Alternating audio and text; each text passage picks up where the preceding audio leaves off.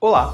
Até que ponto a Alemanha foi culpada pela Segunda Guerra Mundial? Uma guerra que matou aproximadamente 50 milhões de pessoas na metade do século XX, terminando em 1945. Vamos compreender nesse vídeo como acontecimentos históricos são resultados de escolhas, decisões, disputas políticas e econômicas que geram consequências inesperadas. Bem-vindo ao vídeo Desconstruindo Certezas, analisando a responsabilidade da Alemanha na Segunda Guerra Mundial. Antes de iniciar nossa vinheta, não esqueça de curtir aí o nosso vídeo, de se inscrever no canal para dar uma força aí pra gente. Bom, enfim, gente, vamos lá?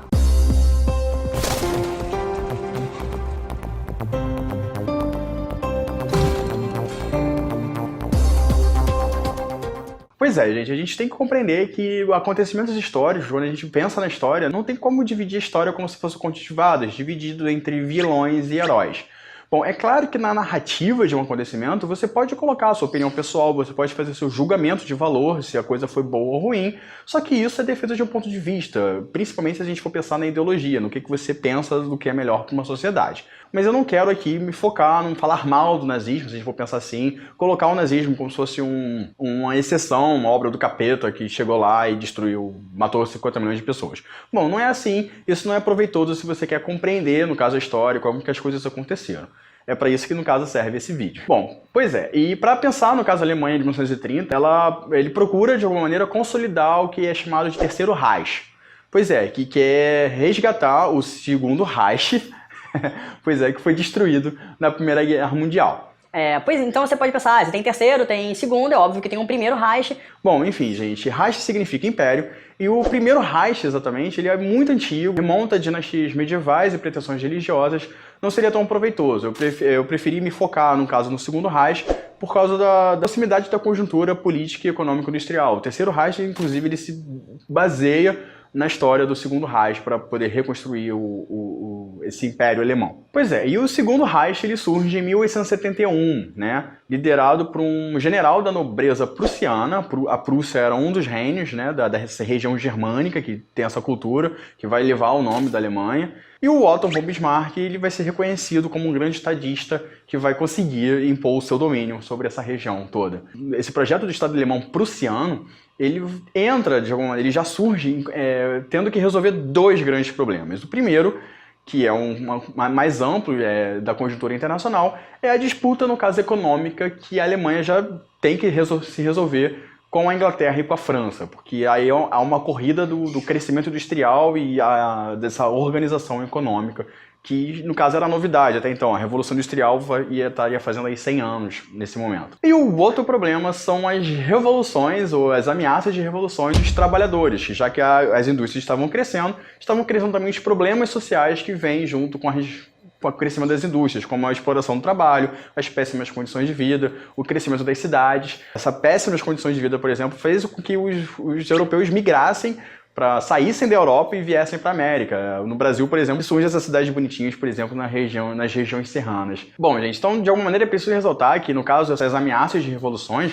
elas são marcadas de alguma maneira por um projeto. A publicação, por exemplo, do Manifesto Comunista, ele foi em alemão, ele está no contexto lá de 1848, e ele está também nessa conjuntura que modificou a posição política dos grupos industriais, porque no início das revoluções, lá na Revolução Francesa de 1889 até mais ou menos 1848, eram os industriais, eram essa nova classe econômica, que eram os revolucionários porque eles estavam brigando, no caso, com as nobrezas antigas, que o Otto von Bismarck, por exemplo, representava essa nobreza prussiana. Só que depois de 1948, essa classe econômica ela começa a ficar com medo, porque os revolucionários, representados pelos trabalhadores, não estavam só contra a nobreza, estavam contra também a exploração do trabalho industrial. Então essa nova classe, ela vai de alguma maneira se aliar, se juntar, considerando as suas diferenças, a nobreza, já que a nobreza, por exemplo, tinha o poder do Estado, tinha um poder militar. Esse processo revolucionário, ele já tinha ali, no caso, um projeto romântico do Estado alemão. A gente pode denominar essa ideia do projeto romântico, porque nesse momento os trabalhadores, quando pensavam no Estado alemão, estavam pensando contra, no caso, também a exploração da nobreza. Então, por isso eles queriam unificar os reinos para eles controlarem o Estado. O projeto deixa de ser um simples nacionalismo romântico de união dos reinos e proteção dos trabalhadores para se tornar um perigoso projeto nacionalista industrial de um Estado aí já junto com uma nobreza e uma classe econômica que percebe os benefícios dessa união estatal para defender os seus próprios interesses. O Bismarck, então, ele junta dois grandes interesses, que no caso é o interesse de uma classe industrial que queria um Estado forte, né, para que eles ficassem cada vez mais fortes, e também os interesses, no caso, dos trabalhadores. Eles estavam fugindo, ameaça de revolução. O Bismarck ele chega a iniciar o que vai ser o chamado bem-estar social, que é a construção da previdência, saúde pública, proteção trabalhista, ao mesmo tempo de que ele restringe, ele censura o Partido Social Democrata, né?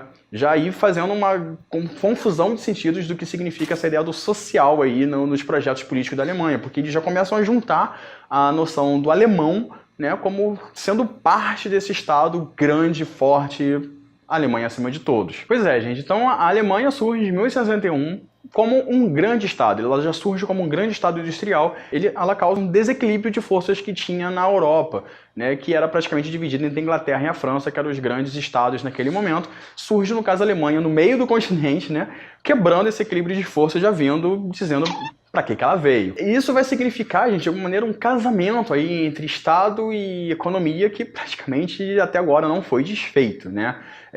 Inclusive, na própria Alemanha, nesse momento aí, o teórico Friedrich List que aborda de alguma maneira essa ideia do protecionismo, né? De que a Alemanha precisava proteger a sua economia da concorrência, no caso internacional, para que ela pudesse se afirmar. Bom, gente, então é preciso abrir um parênteses que a Alemanha não foi a única que começou a se influenciar por essas abordagens teóricas. Os Estados Unidos, né? Que ele também está nesse momento construindo a sua base industrial, com, no caso, o benefício de que na América não havia uma outra grande potência naquele país que competisse com os Estados Unidos.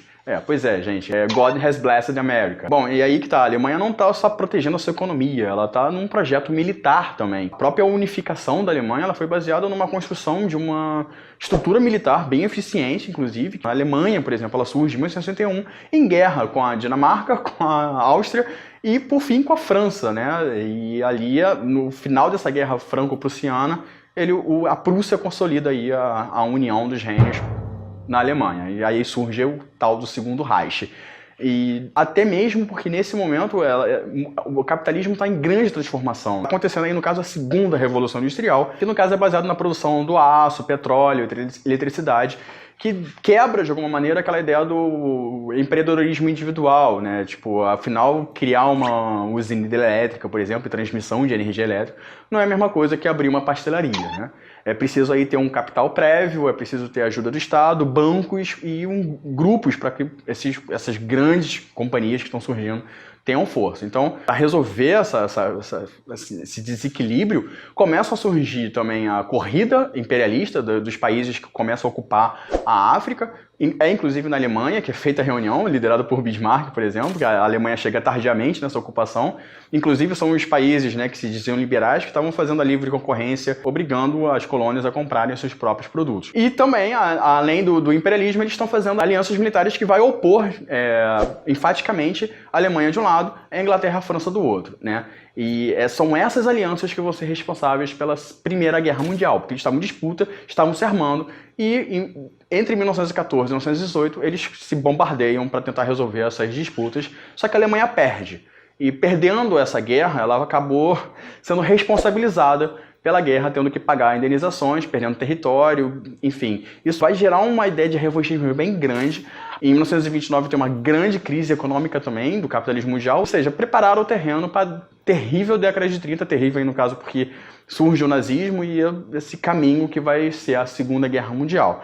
E é importante enfatizar que os países, no caso, capitalistas ou liberais, eles achavam que a Alemanha fosse se concentrar na guerra com o comunismo, né? Que o Hitler fosse brigar com o Stalin. Churchill, por exemplo, que foi um grande líder contra o nazismo, na década de 30 ele chegou a elogiar o Hitler, falando que o Hitler, de alguma maneira, era uma pessoa bem necessária. Bom, isso é bem alarmante para você perceber como que, no caso, a comunidade internacional deixou que a Alemanha fizesse o que ela fez. Bom, gente, é isso. Espero ter contribuído com mais alguma explicação aí de alguns acontecimentos históricos. Não esqueçam de curtir o vídeo, deixem seus comentários, eu posso responder aí algumas questões, se der. Dê sugestões para o próximo vídeo. Enfim, obrigado por assistir o vídeo até o final. Até a próxima. Beijo.